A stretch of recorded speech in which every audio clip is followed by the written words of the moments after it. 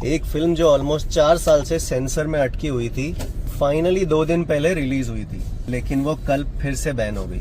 Hi everyone, this is dashboard review. मैं हूं अनुज और मैं बात कर रहा हूं सतलुज की। इस मूवी का ओरिजिनल नाम था पंजाब 95।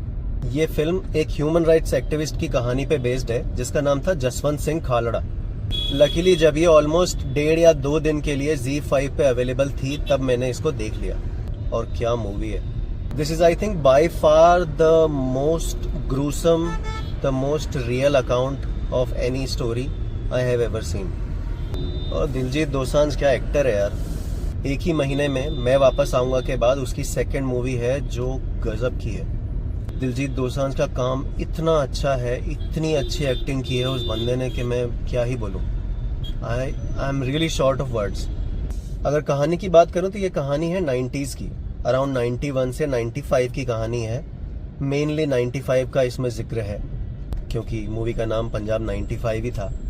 पंजाब में 80s 90s में खालिस्तानियों का काफी दबदबा था, काफी टेररिज्म होता था खालिस्तान के नाम पे, खालसा पंथ के नाम पे। आज भी वो लोग बैंड हैं। ये मूवी एक्चुअली उन टेररिस्ट के बारे में नहीं है, ये मूवी इस बारे में है कि कैसे पुलिस, जिनको ये काम दिया गया था कि वो टेररिस्ट को पकड़ें, मारें, उनको टर्मिनेट करें, वो दिखाने के लिए फेक एनकाउंटर्स करती थी। जैसा कि मूवी में दिखाया गया है कि मान लो अगर उस टाइम पे पुलिस ने कुछ 5 या 10,000 टेररिस्ट मारे होंगे एनकाउंटर्स में, तो इन एनकाउंटर्स में उन्होंने ऑलमोस्ट 25,000 इनोसेंट लोगों को भी मारा। ये लोग ऐसा करते थे कि कहीं पे छापा मारा, कहीं पे कुछ आतंकवादियों को मारा, अगर उनमें से 3 आतंकवादी हैं तो 3 इनोसेंट भी डाल दिए और ऐसे करके दिखा दिया कि हमने 6 टेररिस्ट मारे। आप इसको कोलेटरल डैमेज बोल सकते हो, बट कोलेटरल डैमेज गलती से होता है, यहाँ पे ये डेलिबरेटली हो रहा था। और इसके बारे में कई एक्टिविस्ट लोग थे जिन्होंने आवाज उठाई थी। उनमें से सबसे बड़ा नाम ये था जसवंत सिंह खालड़ा। वो इंडिया में इसके बारे में बात करते थे, कनाडा में जाके उन्होंने कई स्पीचेस दी, लंदन में स्पीचेस दी और उन्होंने आवाज उठाई इस डार्कनेस के खिलाफ। अब इसमें जो मेन कैरेक्टर था जो मुझे समझ में आया, there was one DGP of Punjab police. Actual में वो कैरेक्टर KPS गिल से इंस्पायर्ड लगता है। KPS Gill was the cop at that time, KPS Gill was the DGP at that time. He had this controversy about him कि ये बंदा रिजल्ट दिखाने के लिए कुछ भी कर सकता है। सेम कैरेक्टर का रोल यहाँ पे कमलजीत सिंह ने किया है। यहाँ पे उस कैरेक्टर का नाम है DGP बिट्टा। और DGP बिट्टा एक स्टूज को अपने साथ लेके आता है, ही इज वन SSP। ये दोनों मिलके और कई सारे 5-6 पुलिस वालों को मिला के ये लोग इस तरह का एक रैकेट चला रहे हैं, जहाँ पे ये कहने को तो टेररिस्ट लोगों को एलिमिनेट करते हैं, लेकिन टेररिस्ट के साथ कई सारे इनोसेंट लोगों को भी मार दिया उन लोगों ने, केवल मेडल पाने के लिए। मूवी में दिखाया गया है कि कैसे एक कांस्टेबल 5 महीने में इंस्पेक्टर बन गया, एक इंस्पेक्टर 5-6 महीने में SSP बन गया या फिर कमिश्नर बन गया, जबकि इस तरह के मेडल्स लेने में, इस तरह के प्रमोशन लेने में लोगों को सालों लग जाते हैं।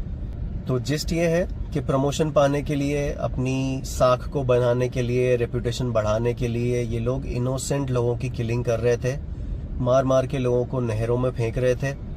इंदिरा गांधी कैनाल जो पंजाब से निकल के राजस्थान होती हुई जाती है, उसमें इन लोगों की लाशें फेंक देते थे, चेहरा खराब करके फेंक देते थे जिससे कोई उनको पहचान ना पाए। और जो जसवंत सिंह खालड़ा थे, जो ये एक्टिविस्ट थे, उन्होंने इन सब का डेटा भी कहाँ से निकाला? शमशान घाटों से। अलग अलग क्रीमेटोरियम में जाके जो एंट्रीज होती थी वहां से निकालते थे कि कौन बंदा किस नाम से रजिस्टर्ड है, कैसे मारा गया है, क्योंकि पुलिस की रिपोर्ट में उन लोगों के नाम होते नहीं थे। तो ये जो फिल्म है, इसकी स्टोरी काफी डरावनी है, काफी दर्दनाक है और ये एक्चुअली उस टाइम के सच को बताती है। शायद ऑलमोस्ट 3-4 साल से ये मूवी इसीलिए रिलीज नहीं हो रही थी क्योंकि जो लोग उस टाइम पे इन सब चीजों में इन्वॉल्व थे, वो हो सकता है आज भी कई सारे स्टेट्स में पुलिस वाले हों, कई सारे स्टेट्स में या तो नेता बन चुके हों या बड़े पदों पे हों। ऐसे लोग हो सकते हैं क्योंकि जैसा कि हम देखते हैं पुलिस में नॉर्मली यही होता है ना कि आप लोगों को सस्पेंड कर देते हो, कोई टर्मिनेट तो होता नहीं है। सस्पेंड होते हैं, फिर रीइंस्टेट हो जाते हैं, फिर कहीं और उनकी ड्यूटी लग जाती है। तो there is actually no accountability, बस चल रहा है। जब ये मूवी रिलीज होने वाली थी, जब ये शायद 3-4 साल पहले बन के रेडी थी, तब से ये सेंसर में अटकी हुई थी। सेंसर वाले इसमें कुछ 127 कट्स मांग रहे थे। अब सोचो, एक मूवी जिसमें अगर आप 127 जगह पे कट्स डालोगे, म्यूट्स करोगे, चीजों को हटा दोगे, तो कहानी क्या बचेगी यार। और ये कोई ऐसी कहानी नहीं है जो दंगे करवाएगी, ये वैसी कहानी नहीं है कि जो अगर सामने आ जाएगी तो लोगों के लिए गलत है। कोर्ट ऑलरेडी इसके लिए रूलिंग दे चुके हैं, जिन लोगों को सस्पेंड होना था वो हो चुके हैं, गवाही हो चुकी है। और ये जो जसवंत सिंह जी थे जो इस सच को बाहर लेके आए, उनको भी आज शहीद जसवंत सिंह बोलते हैं। तो जब ऑलरेडी ये सारी चीजें हो चुकी है, when everything is already done and dusted, आपको पता है कि उस टाइम पे ह्यूमन राइट्स वायलेशन हुए थे, ये सब ऑलरेडी न्यूज में है, this is in public records already, तो आपको मूवी बैन करके क्या मिल रहा है, ये पता नहीं, समझ नहीं आता। और बड़ी मुश्किल से without any cuts this actually got release on ZEE5 और हार्डली 2 दिन में ये मूवी हटा दी गई। अभी मैं रिव्यू तो दे रहा हूँ, बट मैं पता नहीं क्या कहूँ। देखना है तो कैसे देखना है, या तो VPN लगा के देखो या फिर टॉरेंट्स पे ढूंढ के देखो। इंडिया में एक्चुअली ये अवेलेबल नहीं है, बट शायद दूसरी कंट्रीज में अवेलेबल है। You can still watch it with VPN।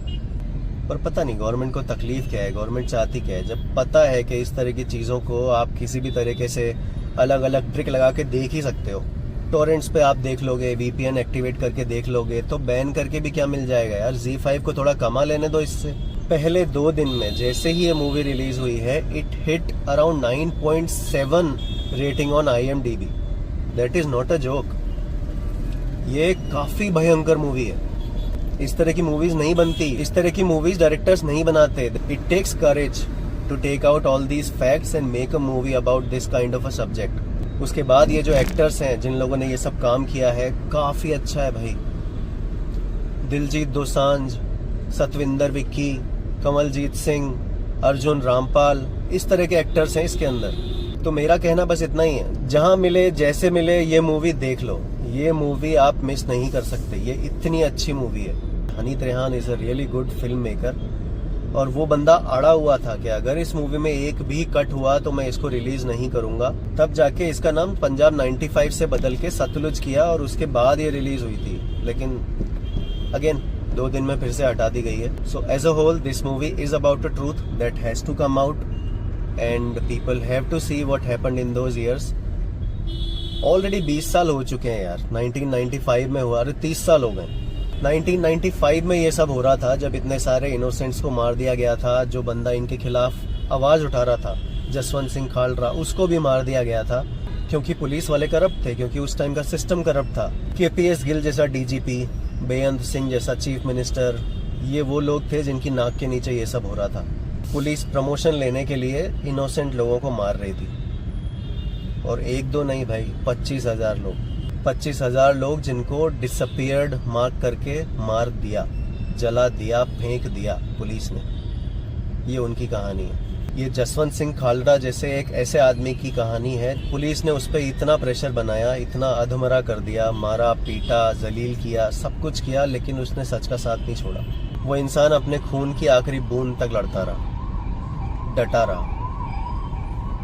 तो अगर ऐसे किसी सच्चे इंसान की कहानी सामने आ रही है तो प्रॉब्लम क्या है यार, लोगों को देखने दो ना। अभी वैसे भी हमारे न्यूज़ चैनल सच दिखाते नहीं है, सच वैसे भी केवल YouTube पे बचा हुआ है। जो थोड़े बहुत लोग हैं जो इसके ऊपर जर्नलिज्म कर रहे हैं वो लोग दिखा रहे हैं, वरना तो गोदी मीडिया ही है हर जगह। सच बाहर आता नहीं है। फिर उसके बाद अगर कोई इस तरह की मूवी बनाए सच बाहर लाने के लिए, आप उसको चलने नहीं दोगे। तो पता नहीं गवर्नमेंट चाहती क्या है। इन्हीं छोटी छोटी चीज़ों की वजह से ना गवर्नमेंट के इंटेंशंस पे भी डाउट होता है कई बार। टीवी पे ये मत दिखाओ, बच्चे बिगड़ जाएंगे। न्यूज़ में ये मत दिखाओ, बच्चे बिगड़ जाएंगे। इस चीज़ को सेंसर कर दो, उस चीज़ को सेंसर कर दो। ये चीज़ लोगों के लिए सही नहीं है, वो चीज़ लोगों के लिए सही नहीं है। बस लोग डिसाइड नहीं कर सकते कि उनके लिए सही क्या है। गवर्नमेंट सब डिसाइड कर सकती है। जरा सी चीज़ों के लिए लोगों के यूट्यूब वीडियोस बैन हो जाते हैं। भाई पता नहीं, मैंने यहाँ पे KPS गिल का नाम लिया, क्या पता ये वीडियो बैन हो जाए। But this is really frustrating. Movie का नाम चेंज हो गया, सारे के सारे रेफरेंसेस चेंज हो गए। जो बताया है वो सच्ची कहानी है। कोर्ट केस खत्म हो चुका है। अब इस कहानी को 30 साल हो गए हैं। पता नहीं क्यों बैन करना है।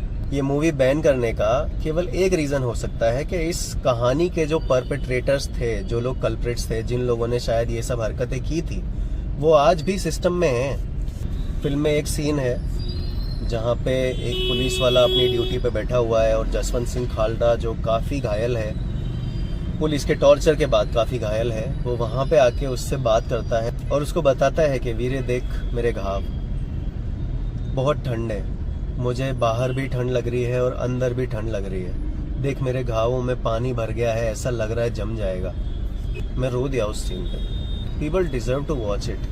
मे बी जो लोग गवर्नमेंट में हैं उनको ये देखना चाहिए कि वो क्या छुपाना चाह रहे हैं। अच्छा है तो लोगों को देखने दो, बुरा है तो लोगों को देखने दो, लोग डिसाइड कर लेंगे ना उनके लिए ठीक क्या है यार। तुमको क्यों चौधरी बनना है हमेशा।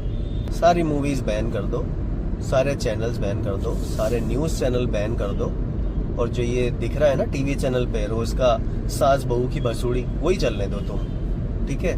और यूट्यूब पे केवल वो जो कोको मेलन चलता है वो चलने दो, ठीक है। ना तो अच्छी मूवीज बनने दो, ना कहानियां बाहर आने दो, ना सच बाहर आने दो, ना लोगों को कुछ बोलने दो, ना किसी को प्रोटेस्ट करने दो, पेपर लीक होने दो, ठीक है। यही चाहिए ना। Really frustrating man. कल से जब से ये मूवी बैन हुई है तब से इसके बारे में इतनी सारी इंस्टाग्राम स्टोरीज देख चुका हूँ, इतने सारे एक्टिविस्ट लोगों की रील्स देख चुका हूँ कि मुझे लग रहा है कि यार क्या ही करना चाह रही government. This is highly irritating. Sorry for digressing, but जहाँ मिलती है जैसी मिलती है ये मूवी देखो, काफ़ी अच्छी मूवी है। ऐसी फिल्में आपको देखना चाहिए, ज़रूर देखना चाहिए। बेचारी को थिएटर तो मिला नहीं था, बड़ी मुश्किल से ZEE5 मिला था, वहाँ भी लोग नहीं देख पा रहे। अगर आपको ये फिल्म ऑफिशियली देखना है तो वेट करो ZEE5 पे कब वापस आती है, या फिर मेरे हिसाब से तो जहाँ मिल रही है देख लो। और हाँ, मेरा अगर कंटेंट अच्छा लगता है तो please like, share and subscribe. This means a lot. Thanks, bye.